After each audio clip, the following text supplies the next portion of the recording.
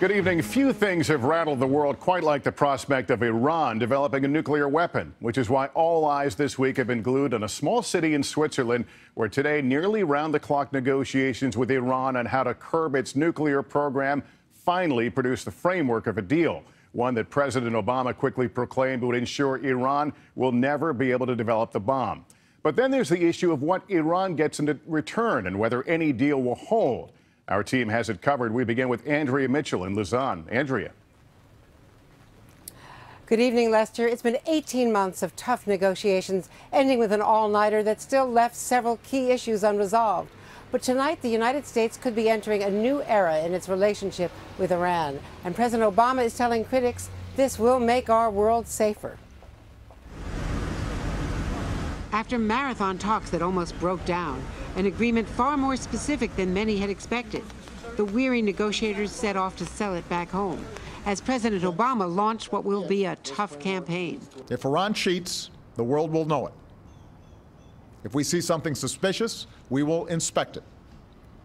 Iran's past efforts to weaponize its program will be addressed. It requires Iran not to enrich uranium to weapons grade for 15 years, to reduce its number of operating nuclear centrifuges from 19,000 to just over 5,000, to increase the time it would take to make a bomb from a few months to a year, and to convert its underground plutonium reactor to peaceful research. UN inspectors will have full access to all of Iran's nuclear facilities, and Iran gets relief from sanctions only if it meets its commitments. Iran's Foreign Minister Javad Zarif claimed victory on sanctions. When we implement our measures, there won't be no sanctions against the Islamic Republic of Iran. But he and Kerry couldn't agree on when sanctions would be lifted. And Zarif immediately objected to a State Department fact sheet, tweeting, "There is no need to spin using fact sheets so early on."